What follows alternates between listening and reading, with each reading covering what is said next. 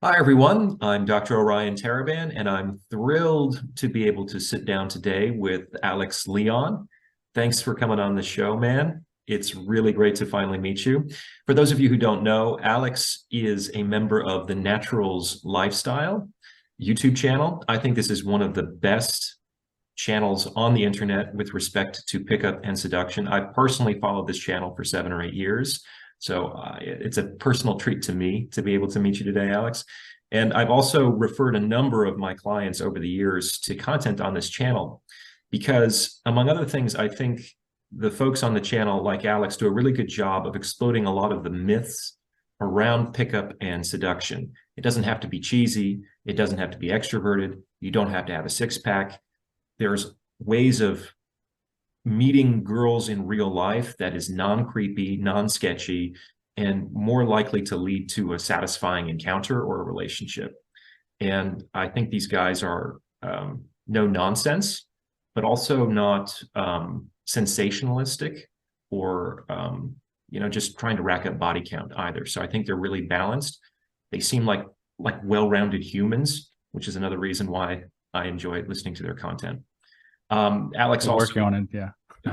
as we all are. Alex also has his own YouTube channel that he has launched a few months ago. Alex Leon, is that the handle here?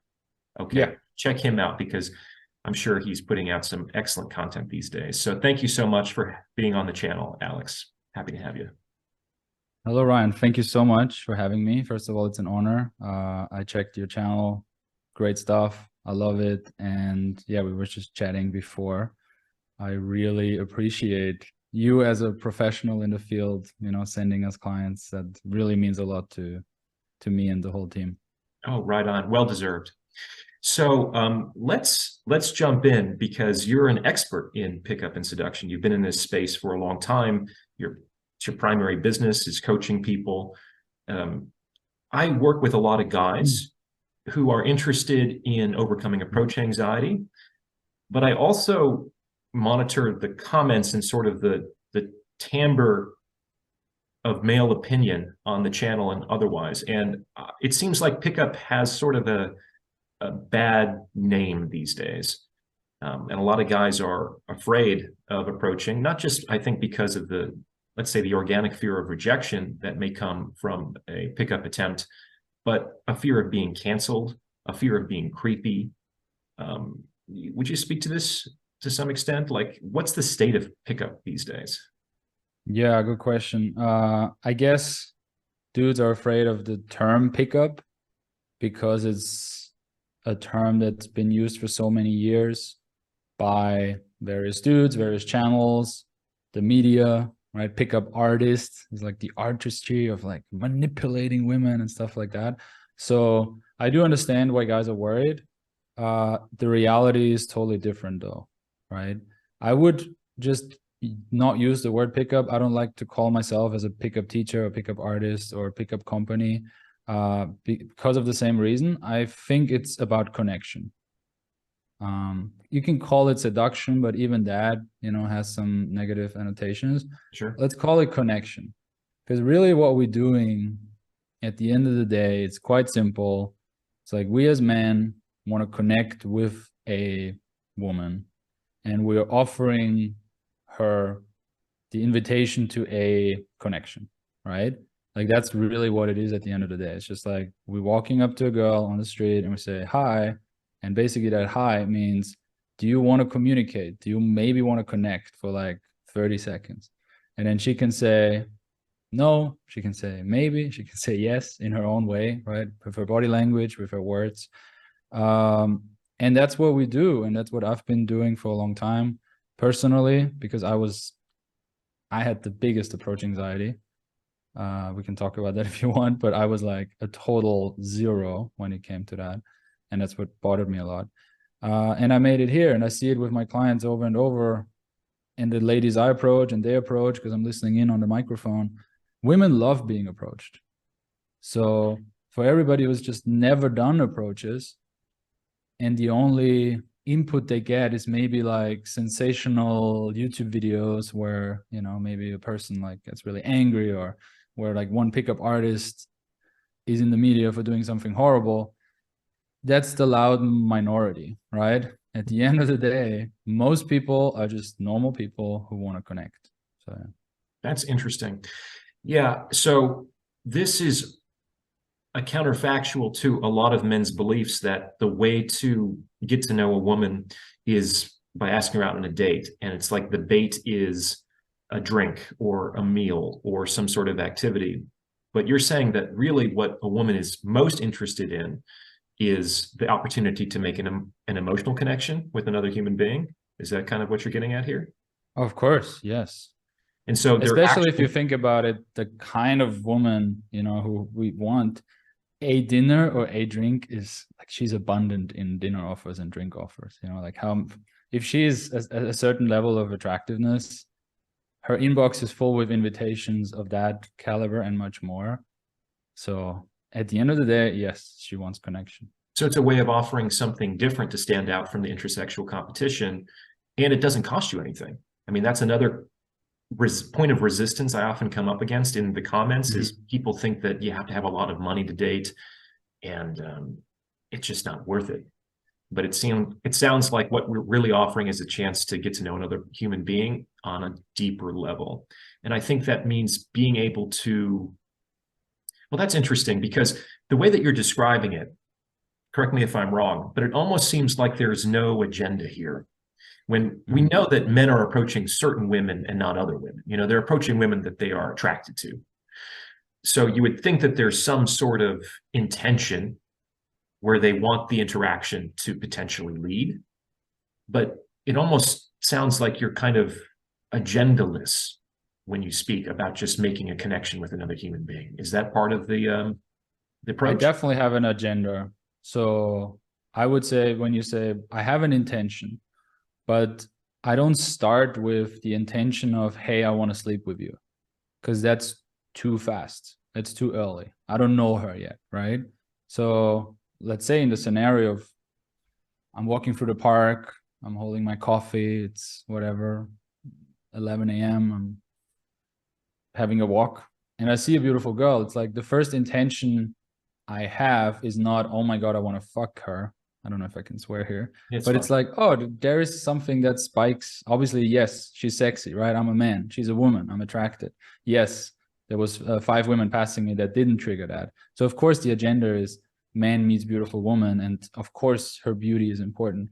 But the first intention I should kind of project on her is like, hey, I wanna get to know you. Who are you? Hey, what's up, right?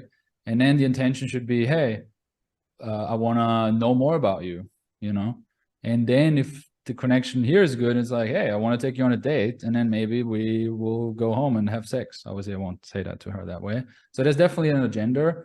I guess the problem is guys lead with their dick when they should kind of lead with their heart. And then sure, if the heart says yes and the brain says yes and the dick says yes, amazing, right? Take her on a date. Yeah, that's where approaching can become abrasive or aggressive, when it's just about the beauty, right? Of course, that's what triggers the impulse, but there should be a different intention first. Sounds like there must be a balance here. If you lead too aggressively with the sexual intent, it backfires, as I think we can all mostly understand why. I have worked with some guys who struggle to communicate sexual intent at some point in the interaction, and the conversation seems like it's sparking, but then it just sort of peters out and doesn't go anywhere, or they actually succeed in getting dates and they don't express that intent. And so they kind of end up in the friend zone, or they hear, you know, you're a nice guy, but I didn't really feel any chemistry. So it is also, would you say, important to clearly express your sexual interest in a woman when it's appropriate to do so in this exchange? That's a tricky one, right? Because there's a big misconception, I think, about this whole term sexual intent. I hear that, of course, a lot with my clients, right? And they write it before they come. We send them a form. Oh, I want to work on my sexual intent. Oh, I'm not good in my sexual intent. I want to improve my sexual intent. It's like, okay, what does that mean? Do I stand in front of her and I tell her, like, I look her in the eyes with, like, you know, force? Or does it mean I'm becoming flirtatious and I'm complimenting on her looks? Or what does it mean? And in my experience, it's more like what you're not doing. So when we talk about man, woman, what is she looking at, right? She's basically assessing you as a man in a way. And what she's looking at is, are you nervous? / are you confident? Do you feel okay right now? Can you hold eye contact?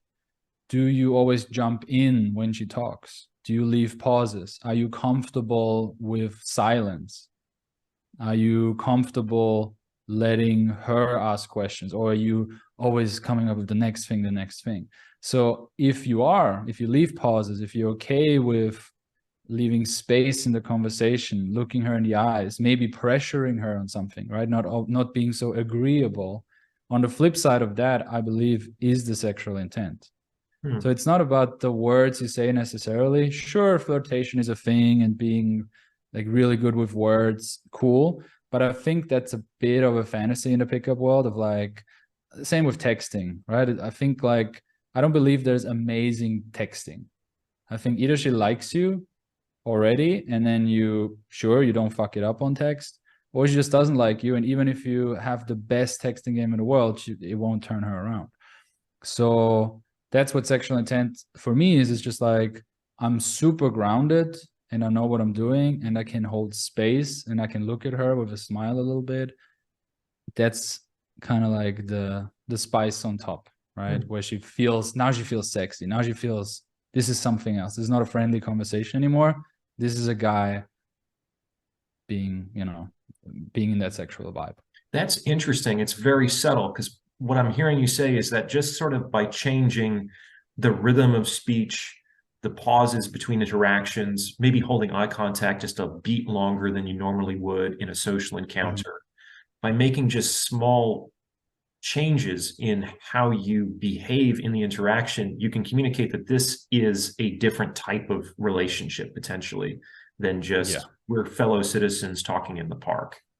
Because it's really hard. I mean, it is a subtle change, but making that change is incredibly difficult. Like being able to just pause and look at a girl and like not interrupt her and not feeling like you need to come up with the next thing, just really being okay in silence is difficult for everybody who's done cold approach. Maybe they can relate, or for anybody who maybe even recorded themselves. That can be an eye-opening experience sometimes of like, oh my God, I talk incredibly fast and I talk all the time and I interrupt her all the time. Why am I doing this? And it's like, because you think she's really hot. You're nervous. Yeah, I've seen some of your infield day game, and some of the interactions seem like ploddingly slow. I thought maybe that had to do with the fact that maybe English wasn't their first language, because I know you travel all over the world. And so you might need to use simple words at a slow cadence to ensure comprehensibility. But yeah, there was a lot of space in that interaction. When I first started my training as a therapist, someone told me that there's like 40 different types of silence. You know how, oh my God, stereotypically you got that idiom that the Eskimos have 40 different words for snow. Well, therapists have like 40 different varieties of silence. It's not always awkward. And I think that's a misconception that people have, that silence means you're doing something wrong. Silence that goes on too long is uncomfortable and it's unwanted. I think it's actually a necessary component in tension and release, which is kind of the underlying dynamic of a great deal of attraction and seduction. For sure. And, we can even go back to the beginning of this topic where we talked about offering her drinks, offering her a dinner, maybe even a holiday. A beautiful woman is abundant in that. But what is she actually not abundant in?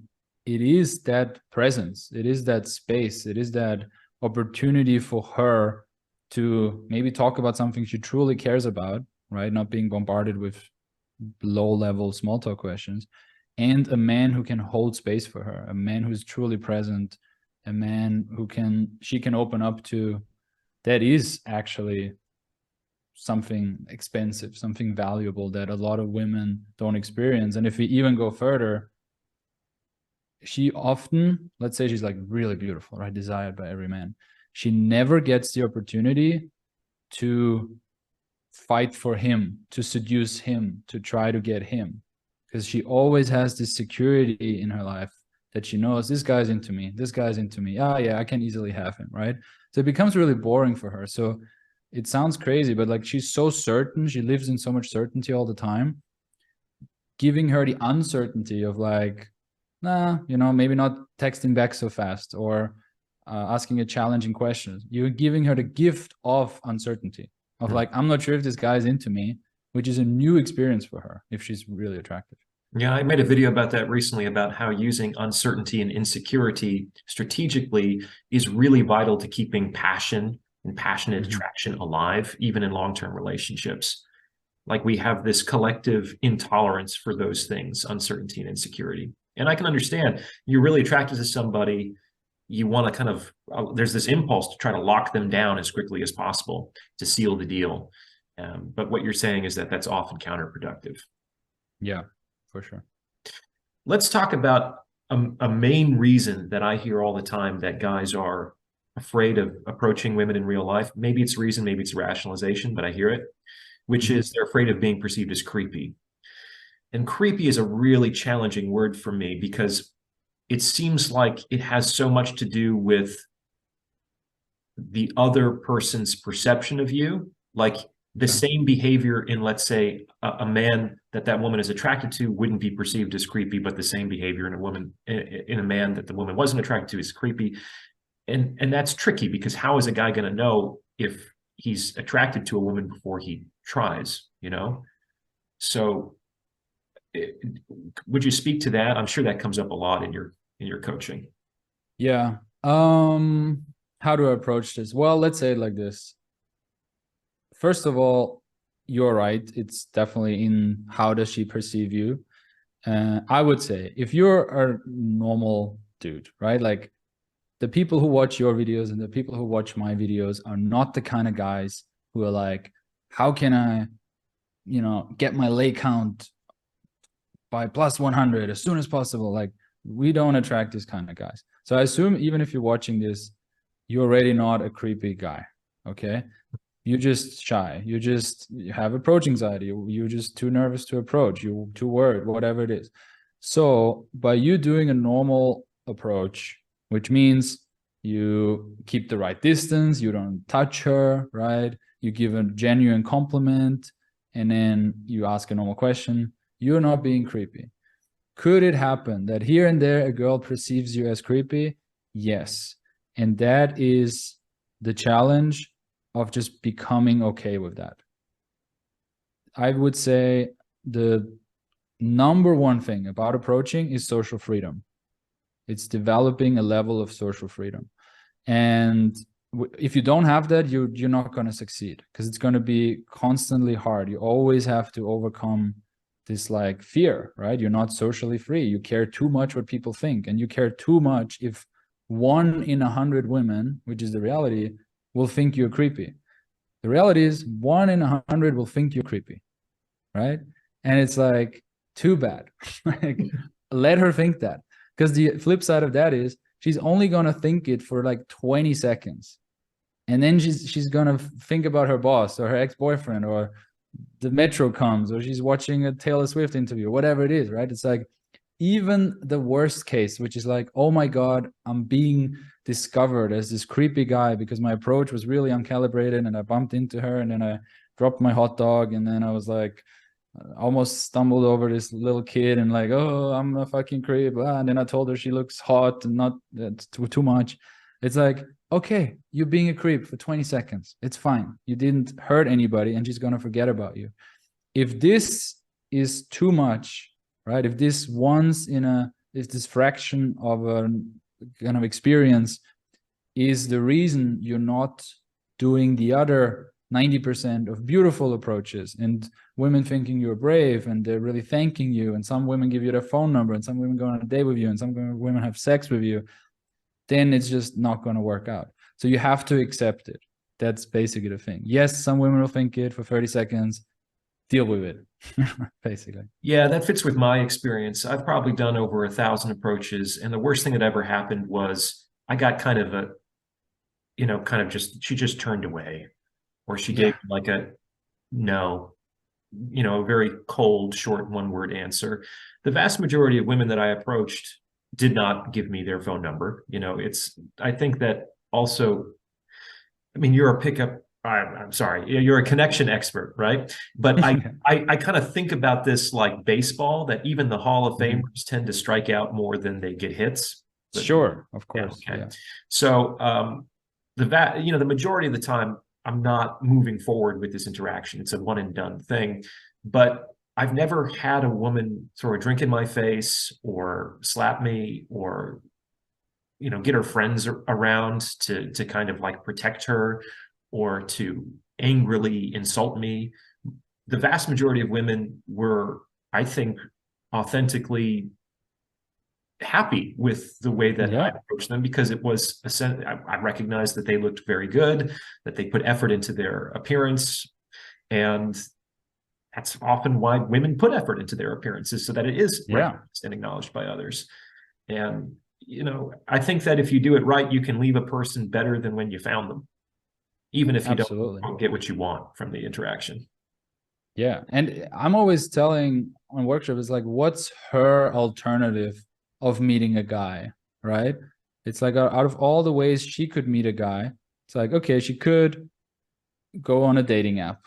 And obviously guys always complain, oh, dating apps are so horrible for men because there's way more men, and it's this whole pyramid, and only 4% of women swipe on 80% of guys, and all this math. True, right? Dating apps suck for men. But are they so amazing for women? Like, they also have a lot of swiping. Then the guy is just texting some horny shit, sends a dick pic as soon as he has her number. On the date, he might be weird. The good-looking guys, then also kind of weird. Okay, then she can go to bars, she can go to clubs, get hit on by drunk dudes. Okay, she could sleep with someone out of her social circle. Now her whole group knows.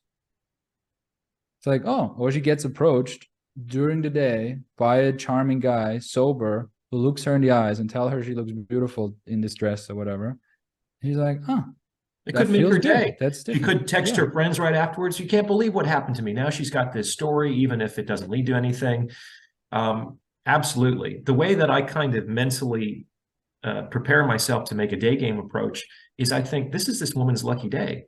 Because I know who I am and what I could potentially offer her. And I'm just coming out of the blue. It's like she won the lottery. This is going to make her week, that I'm putting myself in front of her and giving her an opportunity to make a connection with me. Yeah, that's a great mindset.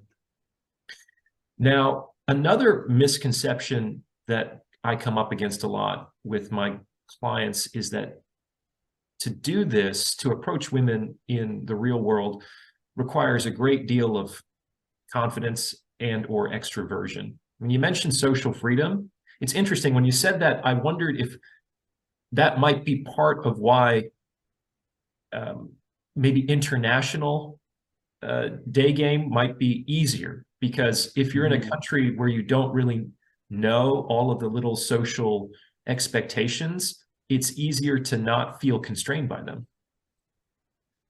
Potentially, I don't know. Could be, yeah. But it's definitely more fun to approach when you're on holiday, because you're like, I'm out of here in a week, so you have a bit more permission. Yeah. What I was going to get at was this whole like extroversion thing. Like, I have to be very charming, I have to be witty, I have to be hilarious. And you have a very different vibe when it comes to that, both in this conversation and what I've seen on the channels. I think you could describe it as low intensity. So how does that work with respect to offering women the possibility of a connection? Yeah, I think both can work. And I always tell dudes to know themselves, right? I know I'm introverted. Doesn't mean I'm 100% introvert, but I'm majorly introverted. I'm exhausted after social events. I don't mind being alone. I can be calm. I don't need to be the entertainer. Cool. And I work with that. And then there's other guys who are the opposite, and they work with that. And we both get great results because we're both in our role. So I think it's often dangerous to look at, you know, either other coaches, other YouTubers, either dudes in the manosphere, and then think like, I need to become that, right? It's like, I mean, the extreme examples are like Andrew Tate, of like, Andrew Tate is good at being Andrew Tate, you know? He's like this kickboxing, tall, kind of aggressive, cigar smoking dude, and he's playing that role really, really well. That's why he became so famous, right? He's just like being himself. Well, now there's all these other guys that are like, I need to become Andrew Tate. I need to talk like Andrew Tate. I need to think like Andrew. It's like, but it's not you. Like, and again, when we talk about creating a connection, well, I cannot connect with someone who is not being himself. Like, that's putting this wall in front of us, you know, and women especially, they have a sixth sense for, is this guy being real or is this guy wearing a mask? And it's like, I'm not wearing a mask when I'm just being my low intensity, calm self. And I'm comfortable in that. And sometimes I don't need to talk. And maybe I come across as shy sometimes, but there is a charm in that, because I still do the main thing, which is say hi and give her a compliment, right? Mm-hmm. Obviously, there's the other extreme, which is just I never talk to anyone ever, and I don't overcome that fear. Yeah, that's a problem. And then there's the other guy who's like more entertaining, and he's vibing. He's like, making jokes. Like, if I would try to be that guy, it would come off as fake. I could maybe play it for 10 minutes, 15 minutes. Sure, I can entertain some people at a party, but like, as soon as my extroverted friends comes back, I'm like, all right, you take over. I'm out of here. You know? So that's the main thing. Like, know yourself. There's people watching, they're more extroverted. There's people watching, they're more introverted, and you should be in your like natural mood, because women want somebody who's being real. Okay, knowing yourself is fantastic advice. I imagine, though, that your feedback to your coaching clients isn't just be yourself, dude. That's horrible advice. Right? Yeah, that's like what your mom tells you, you know. Yeah. So, to my mind, there might be some middle ground here. The word I usually use is persona. Now, a persona is not it's not make believe. It's not like you're trying to be Andrew Tate or you're trying to be the extroverted party guy if you're the introverted person. It's a facet of your personality. So it's grounded in who you are, but it's kind of selectively emphasized in a certain context or interaction. So it is grounded in your personality, but it's a little bit more performative. Does that make sense? Yeah. We what Shay, my colleague, says, social special forces. I like that expression. It's like, you know, we're special forces, secret agents trying to be social, right? Or I like to put my students into a little bit of a soldier warrior kind of mood of like, yep, this is a bit crazy, right? This is a bit of a challenge. You are a bit fighting against your inner demons. We are a bit at war with ourselves here out there on the streets. Yeah, just be yourself. You might be terrified of going onto the battlefield, right? So you do have to kind of access that part of yourself that's brave, that's courageous, that moves towards the challenge or the danger. And that doesn't necessarily come naturally to, I would say, most people. But I do think it lives inside of most people as a potentiality or as a more minor persona. And so it's kind of like tapping into the right facet of your personality that kind of where you can be in that state sustainably. Like you said, you could do the extroversion for about 10 minutes, then you'll be exhausted. So how can you be socially sustainable? What part of yourself can you kind of rest in so that this is, it's not simply just being yourself, but you're not totally performing a role. Does that make sense? Yeah, totally. I mean, I would say, again, if you talk about approaching, because quickly background on my, come up, it's like I was in a technical high school for 5 years, which means in Austria, because it's a lot of villages, you often live in a boarding school. Not because it's so expensive or so elite, it's just like we live in villages, and to bring people together, you have to have a boarding school. Otherwise, the way to school would be too far. So it was all guys for 5 years in that boarding school, and some like technical women in my class. So for 5 years, I didn't know anything about dating. Then I moved to Nicaragua for a year. I had kind of like the you know, Western exotic bonus there, and girls would approach me and I would get really drunk in nightclubs and have success there. But then coming back to Vienna, I realized it's been the time where I like read the game and watched James's first video. And I was like, I really need to learn this approaching thing. I was like, I'm technically smart, you know, I'm analytical, I'm a good programmer, I'm good at solving problems. I might have a great job one day. I might make good money one day. That's all like looking good. But I can't approach anyone. Like not even, I can't give compliments to people. I can't stop a girl. I for sure cannot tell her she's beautiful. That's crazy.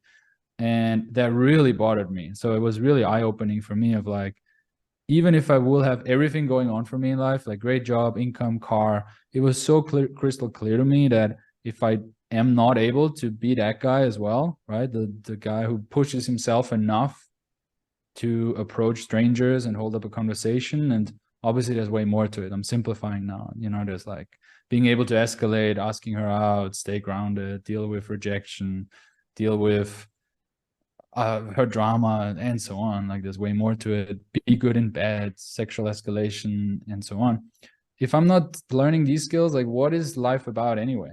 You know?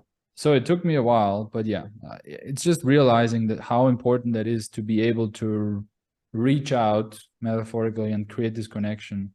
Not because you're extroverted, because it's like you're surviving. Like it's almost a surviving skill. You know, it's like I would agree. we are here to reproduce in a very basic way. And like, what are you doing here? You know, it's like. You mentioned before we hopped on the recording call that you had terrible approach anxiety. I think that's what you're alluding to here. Yeah. How did you personally get over your approach anxiety? Honestly, so first thing I tried was, I mean, I did a lot of like at night drunk. Okay. Then I realized this cannot be forever. Like, okay, I'm young. I can still get wasted 3 times a week, but that's not sustainable. And I tried cold approach and I absolutely failed. Like I was out with a friend. I was walking around the streets of Vienna back then, hours and hours, and I didn't do a single approach. Then I downloaded this audio challenge that makes you do stuff, right? Ask 10 people about the time. Tell 10 people they have a nice shoes, whatever. And I failed within day 3. Like it was a 30-day challenge. I couldn't do day 4. So really when I changed is when I got in touch with James and the Natural Lifestyles team and couldn't afford working with them back then. And I just offered my editing skills, my photography skills, my web design skills. And eventually James like took me up on that offer. And not that I received like so much coaching from James or anything like that, but just being in that environment of guys for whom it was normal to approach. I think that was the biggest shift. It gave me permission, right? Just walking down the street with like back then, like Liam and Tony, just getting a juice and then seeing Liam approach a girl and then seeing Tony approach a girl. It's like, huh, this is fine. This is, you know, it's like something switches in your brain when you're just around the people who do it. It's almost like the first guy who broke, what is it, a 4-minute mile or something like that. And then suddenly a lot of other people did it and it took like years before. It's kind of like, oh, this is fine. And then you do it and you're in that environment. And that's how really I got the hang of it. And then obviously it's hundreds and hundreds of repetitions by then.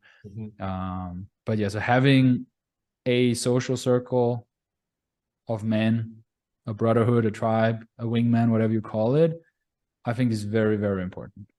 I hear that. I mean, you can speak from your own experience. I also feel like the anxiety never goes away entirely. Like it can be reduced to manageable levels, but there's always a little bit of I've tried to reframe it as excitement right before a cold approach. So I think it's also men making peace with certain sensations in their body, seeing them as not threatening, not dangerous, and tolerable. And also that's kind of what's fun about it. You know, it's that there's some sort of emotional jolt that you might get from the approach. That's part of what makes it fun. Yeah, like your reframe is good of like, yeah, it's excitement, right? I'm excited. I'm about to meet a human. Oh my God, what's going to happen? Wow. Another way that I reframe is like, be careful what you wish for. It's like, do you want to feel nothing? Is that what you want? I don't think so, right? That would be boring. Like, what do you do then? Then you just sociopathically approaching one stranger after the other, trying to get a phone number. So I'm just turning it into gratefulness of like, oh yeah, here it is again, this feeling. I'm meeting a stranger.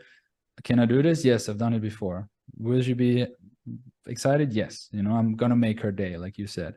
So it's like, thanks God I'm not a robot and I'm a human and I'm about to meet a stranger. What a beautiful chance, what a beautiful experience, what a great gift of life that I'm allowed to connect with total strangers, right? Mm-hmm.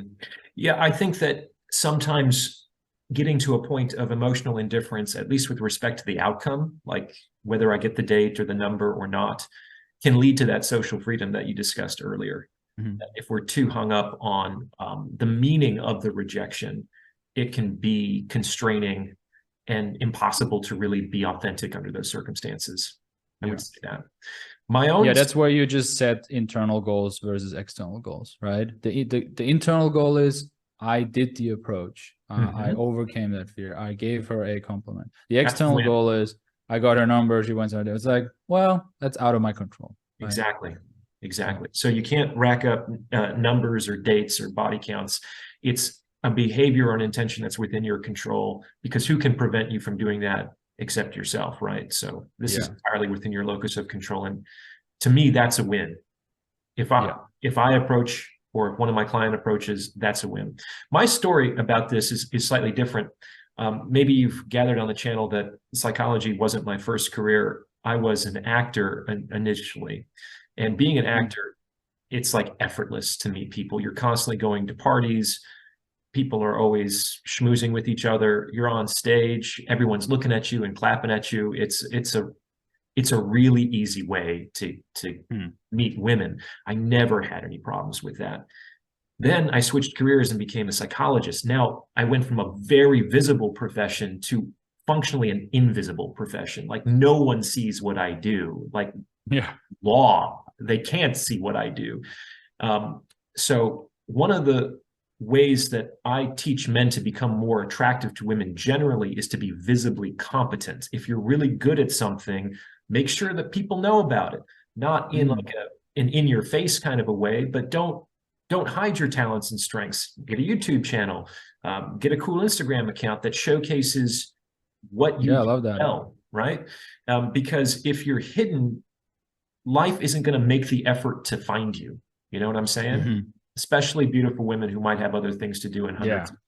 They're not going to go out of their way to find the diamond in the rough. You do have to kind of put your best foot forward, as it were. So I couldn't rely on that like effortless sociality that I did when I was an actor. So I said, okay, well, I'm dissatisfied with the dating apps. I need to get over, I'll meet women in real life. So I'd put on a suit, which automatically made me the best dressed man in San Francisco. And I'd go down to like a meat market bar on Polk Street. And I said, okay, I'm going to go and there's going to be some beautiful women here. I'll go chat them up and see what this goes. And I couldn't do it. Like I was there for 2 hours, 3 hours. I just ended up having 2 or 3 drinks by myself and going home. And I felt like a schmuck. And I'd come home and I'd be beating myself up and I'd feel ashamed for my cowardice. And then the next week I put on my suit saying, this is the week I'm going to do it. And the same thing happened. For me, I had to put on my suit and go down to that bar, I think 8 or 9 weeks in a row without talking to a single woman. And I think it was the 9th or the 10th time that I went down there and I saw a beautiful woman and I felt the fear begin to arise in me as usual. But then I remembered how I would feel predictably when I left that bar every night without talking to a woman, how I would feel so ashamed of myself, how I'd feel cowardly, how I would feel alone at the end of the night. And I got more afraid of that outcome, which was like a guarantee because I had experienced it 9 times in a row. I got more afraid of that happening than anything that could possibly do to me. Often it has to get worse before it gets better, right? It's spoken like a psychologist, absolutely. Yeah. And so that was kind of what motivated me to finally overcome that initial hurdle of approach anxiety is fear of not doing. the approach became more painful than anything that that woman could possibly do to me. Yeah, absolutely.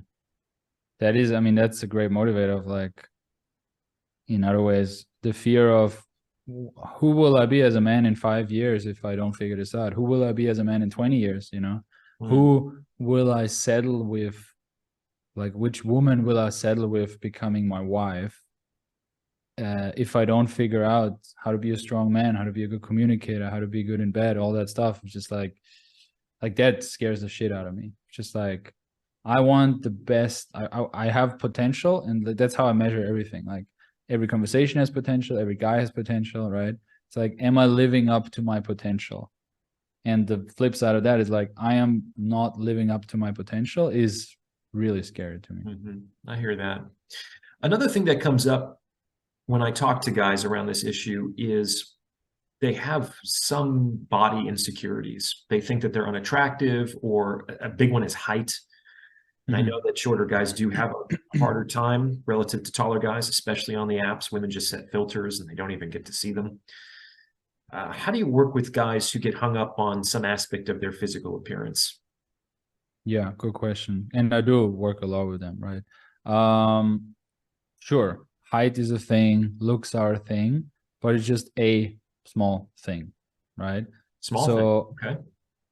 Okay. Yeah, because first of all, it is a big thing if you focus on it.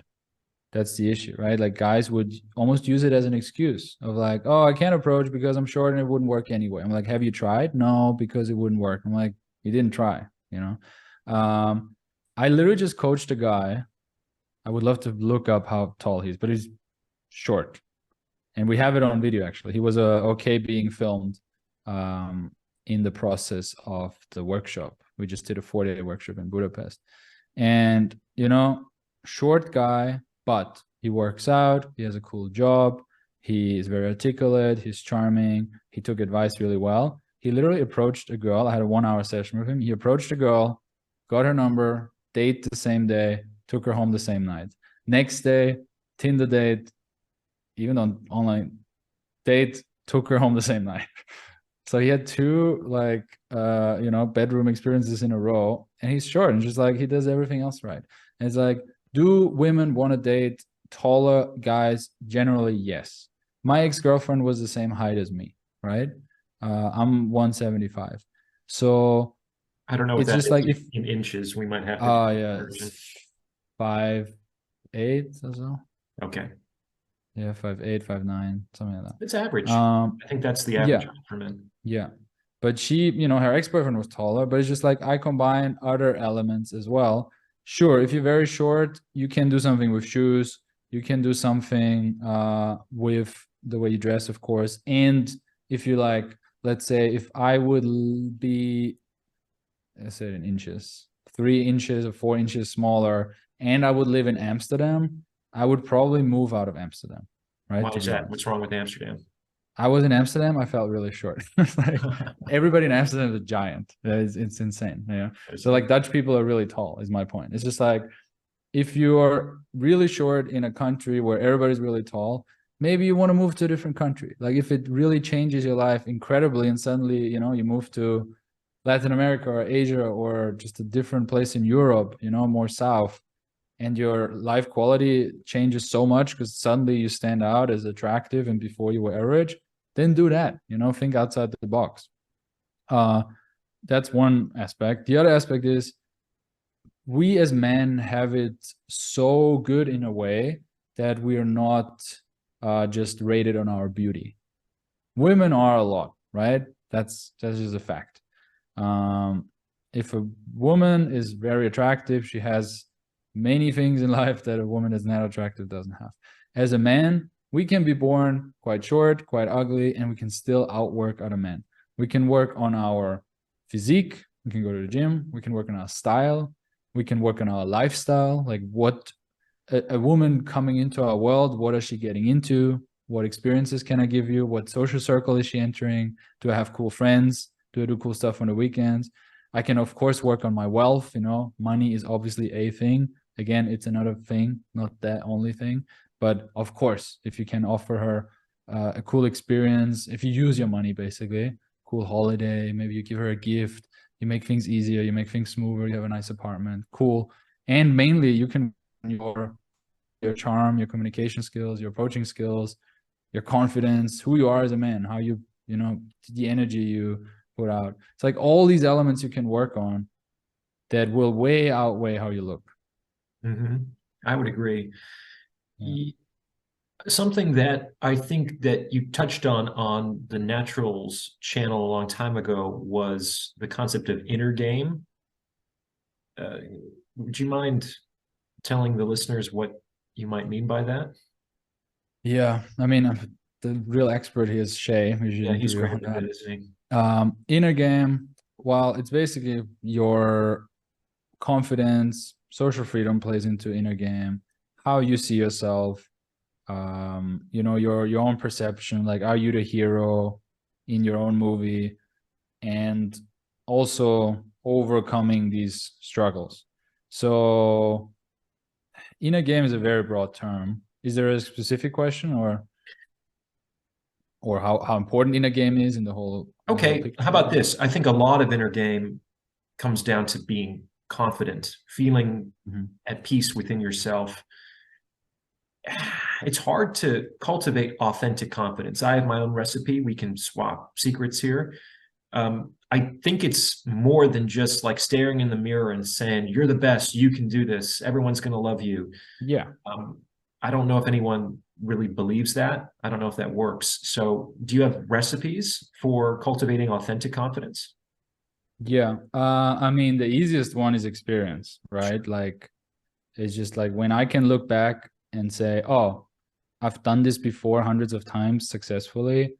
Okay, that will give me a certain level of confidence, right? Of course. If you're not there yet, meditation is big.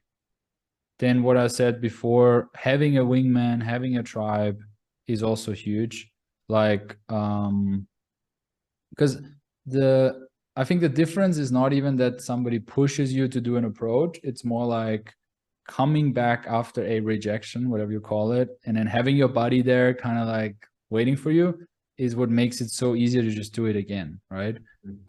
Like you will get more approaches that way, and then that will make your game better, and that will make your confidence better and in the game better.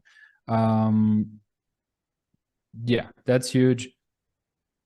There's just, it's also a bit of fake it till you make it, right? Because the other reality is, even at my level, I've done thousands of approaches. I sleep with very beautiful women, I would say. You can check my Instagram. It's just like if I stand in front of a certain type of girl, I'm still like, oh my God, right? There's still this little boy inside of me sometimes saying, you're not good enough, you know, she's too hard, you don't deserve her, da da da. And it's just like, you can listen to that boy and being like, oh yeah, maybe, but let's see where it goes. Let's try, let's do our best, you know? So again, I don't think the notion of you will be iron and your inner game will be perfect after you do this. It's just like you just start seeing, you just start observing more. You get more distance to it, right? Just like you don't believe everything you thinking kind of way, you know? Sure, So, I used to get that way. that makes sense. In a performance where, you know, if it's been rehearsed enough and there's multiple performances, I can sort of like be inside watching me go through the motions of the vocalizations and the movements with this sort of detached observation while in the midst of something that is very physically intense or even emotionally, you know, high pitched. So you can be very calm and separate in the midst of even a tempestuous emotional situation. And I think that it's good that you kind of normalized these doubts that men are subject to having. I think that that doesn't mean that you are, that there's something wrong with you. I think almost all guys have those thoughts from time to time. Yeah. It seems normal. Especially successful guys. That's the other thing. Tell me more about that. Successful guys have more of those thoughts, you think? I've seen this video, which I thought is really interesting, of Alex Hormozy, which is like the 3 things that every like super financially successful guy has in common. And it's like the feeling that they deserve more than others is the first. So kind of like a bit like not feeling privileged, but like, yeah, I should have a good life. I deserve it. I will be bigger than others. But then combined with like anxiety, not feeling good enough, not feeling worthy. And then the third one is impulse control. So it's like the confidence mixed with the, I don't deserve this. I'm not good enough. So it's not a bad thing necessarily. It just keeps you humble and also keeps you hungry in a way, because you want to, if you reach one level, you're like, okay, I do deserve this now because I'm having it. Well, what's next? What else is there? I hear that. My recipe for confidence is the consistent felt experience of success. And so that really speaks to your experience criterion. It's like if you can do the thing more often than not, so that you can kind of have confidence and look back at your previous victories and say, all things being equal, I'm more likely to succeed in this scenario than not, but also to let that affect you emotionally. Sometimes perfectionists are sort of still drowning in the midst of their victories because they're focused potentially on the 1% that they're not yet optimized, right? So I do think it's also important to let your progress emotionally impact you, which generally for me requires every once in a while looking back at how far I've come, like turning around and seeing how much elevation I've gained on the side of the mountain that I've climbed. Because it's easy to just sort of get lost in the grind of putting one foot in front of the other. For sure. Yeah. You alluded to something else that's very interesting and is becoming increasingly popular. I would call it geo arbitrage. I mean, you talked about how if you were a short guy living in Amsterdam, you would move. And you also talked about how you might have more success in being perceived as more attractive in different cultures or different places, depending on how you look. You've traveled, I think, all over the world. It sounds like you've had a very fascinating life. What are some of the places that you found are most conducive to meeting women? Good question. Again, people should know themselves for that answer, right? Sure. So we could break it down. Let's break it down into Asia/Latin America, kind of like now the word passport pro is a term, right? Just dudes traveling to like third world to get women. Then I would say developing countries, maybe Eastern Europe, and then like the first world. Okay. I love Eastern Europe personally because just as a living standard, it's like not third world, so things still work really well. I can, if I need a dentist appointment, I have one this week, and I have a good dentist clinic, privately paid, still cheap. Great. If I need to go to the airport, it's going to work. If I need other public transportation, it's going to work. Taxes is fine, and so on. But it's obviously not as luxurious as the first world. But for my income level, it is more luxurious because I can afford more. Like I live right now in a 4-bedroom apartment with a rooftop that I turn into a home gym and party area for 1,600 euros a month. And I'm splitting it with a guy.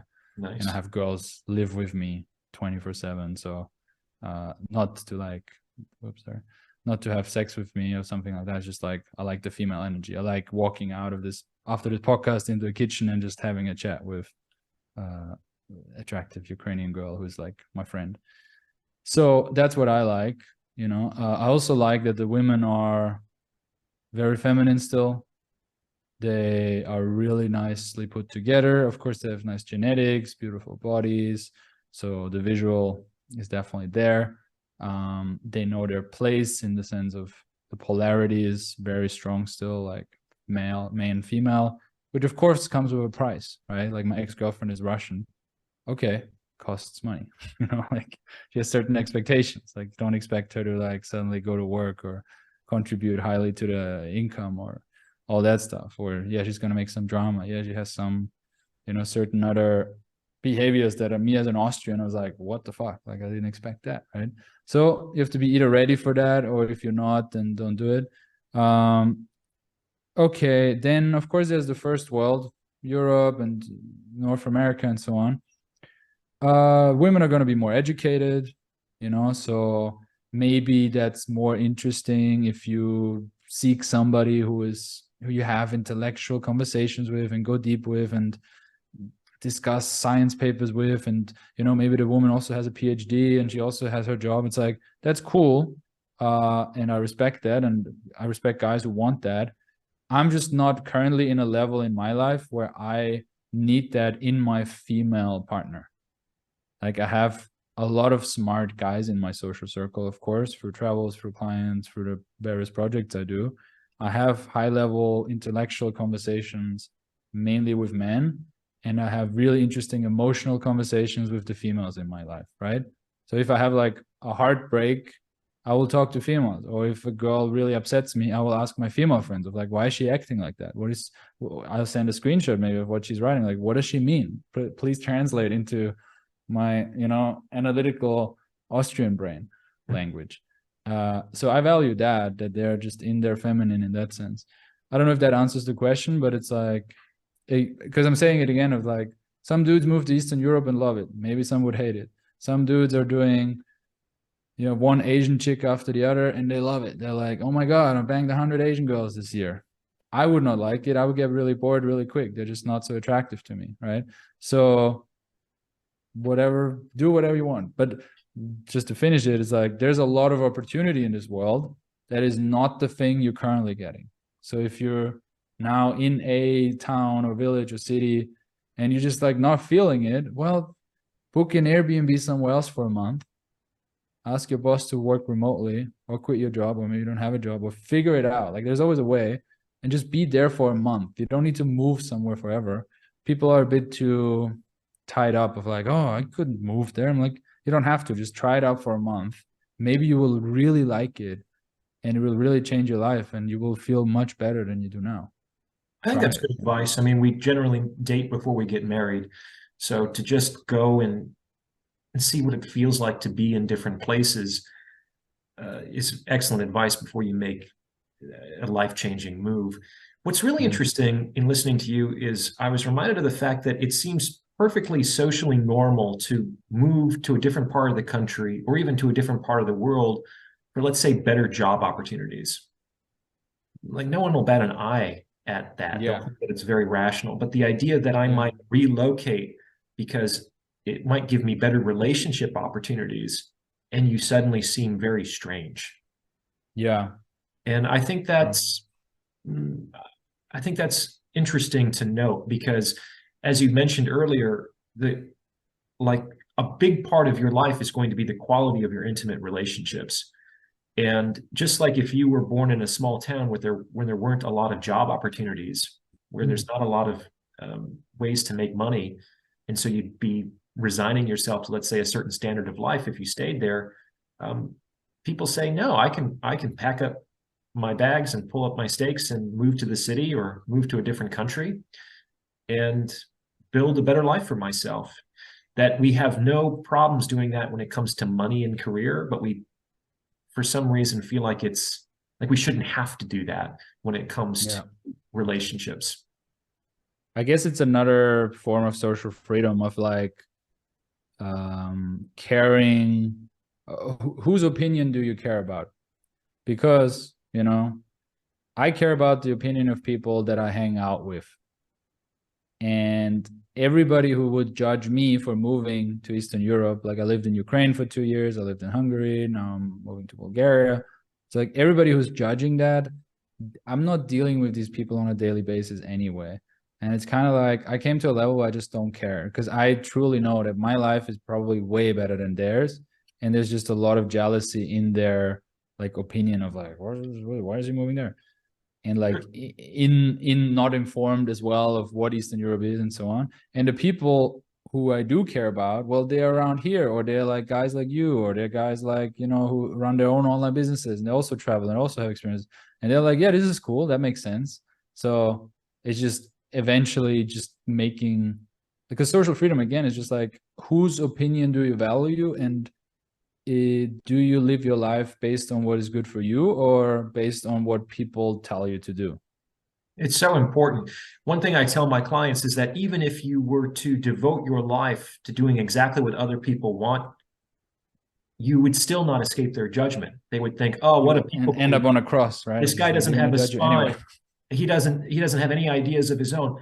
like the judgment of others is inescapable. It's also on some level none of your business, because what happens in the privacy of other people's minds doesn't really pertain to you. And if you have to make a decision, it's important to that might disappoint somebody.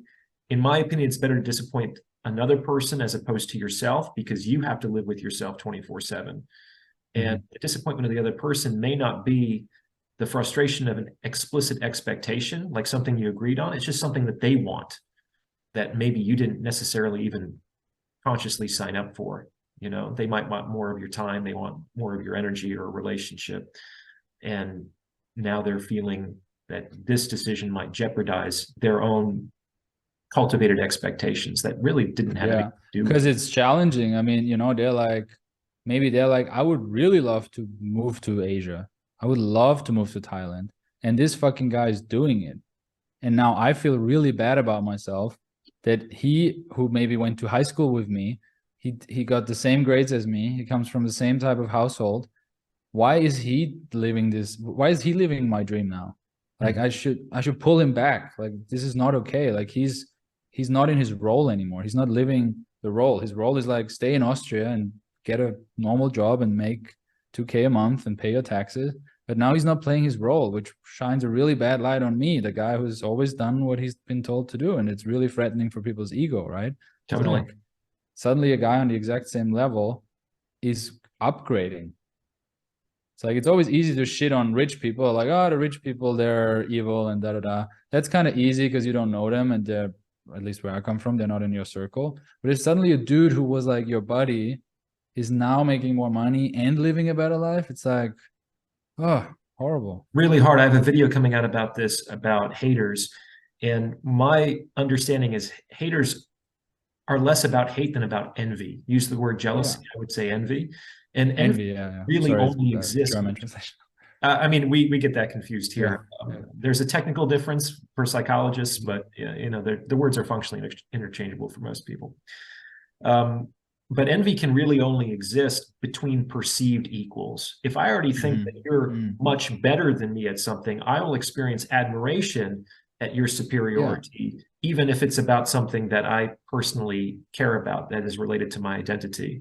But if that's why envy is always most prevalent among like siblings and peer level friends. Right. Yeah, totally. Because on some level, it's like, you're not any better or worse than me in my conceptualization, but you're living in a way that you have a much you're getting these different outcomes. And it's like, what's up with that? It's a narcissistic injury for me, if I allow that to happen.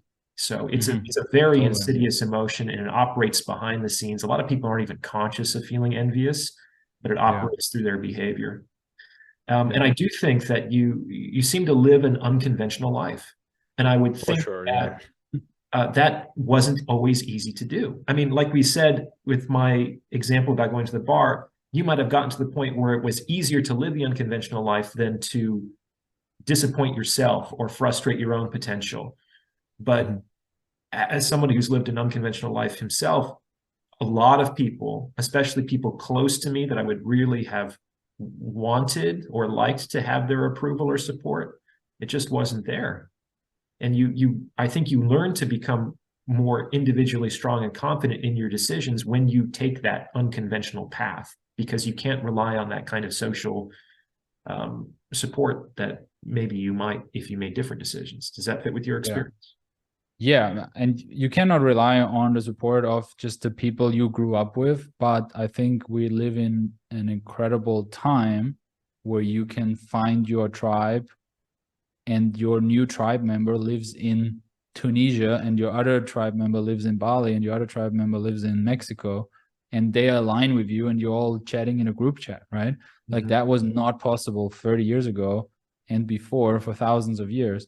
Suddenly I can, through the power of the internet and then relocation even, I can bring people together who are aligned and who are like, that's really cool what you're doing here. You know, you should do that. Yes, approach that girl. Yes, tell her she's beautiful. Yes, put on that new jacket. Yes, it looks good on you. Yes, you're not used to it, but you will get, you know, it's like, yes, fucking work out, you know? That was my conclusion as well. It's fascinating. We're like exactly on the same page with this. Yeah. It's like your biggest hater is probably someone that you know, and your biggest fan is probably someone you haven't met yet. And Yeah. it's important to use the opportunities of the modern age and technology to kind of stand up and say, hey, this is who I am. This is what I'm all about. And give people the opportunity to see you from afar. And your real community will be those who recognize and resonate with whatever you're putting out. And you'll find a way to get to come together one way Yeah. or another. Like I love Instagram for that. I think, you know, I'm very aware of the toxicity is that a word? Yeah. Of social media, and you know, it's obviously addictive, and these companies are hijacking our brain and dopamine systems. I'm aware of all of that, right? And that needs to be controlled, and I do that by having two phones. For example, I have one phone during the day because I don't trust myself not using it, you know, and I have one phone where I can indulge in when the work is done, and I can be a bit monkey and scroll on Instagram. But as a social tool, I think it is incredible. The way you can connect with people, the way you can create a story about yourself, right? You could create an archetype through your feed. You can communicate, this is what I'm about. You mentioned before, this is what I'm good at. This is my passion. This is how I see the world through stories, and communicating that to men and women you meet on the street, right? Maybe women you met on the street for 2 minutes and they don't know you, but now they can get to know you through your feed and stories. And then the servers of Instagram just like shouting that into the world and connecting it with people who are interested in it, I think is an amazing tool. It's like, isn't it crazy? Like it's for free. Totally. I mean, that's why we're talking to each other today, not through Instagram, but through YouTube. And just by putting that free information out over time, we ended up finding each other and connecting. And here you are in Bulgaria. I'm in California. We're having a conversation. This is so cool. And I'm really happy that I got to meet you. I think it's been about an hour. Do you feel comfortable wrapping up the conversation, Alex? Sure, whatever. I'm free. So whatever you want to do. Well, before we wrap up, tell everybody how they can get in touch with you if they want to know more about you and what you're doing. Sure. Easiest place to start is my YouTube channel. If you type in Alex Leon Dating, you find it. I think the handle is Alex Leon Life, Life. I put out YouTube weekly. I talk about cold approach and other stuff. And if you want to know behind the scenes stuff a little bit more, a bit less about, you know, cold approach and my coaching business, but just like what I do in my wacky life, you can follow me on Instagram, Alex Over the Ocean. So, and then whoever wants to go deeper, they will find plenty of stuff there. I'll put links to those in the description below for people to check out. Thank you. Well, thank you so much for talking to me today, Alex. It was fascinating. It was great to finally meet you. I learned a lot, and I hope that we can continue a social relationship moving forward. Perfect. Thanks so much for reaching out. Really appreciate it. Thanks for having me on and doing this. All the best. Bye-bye.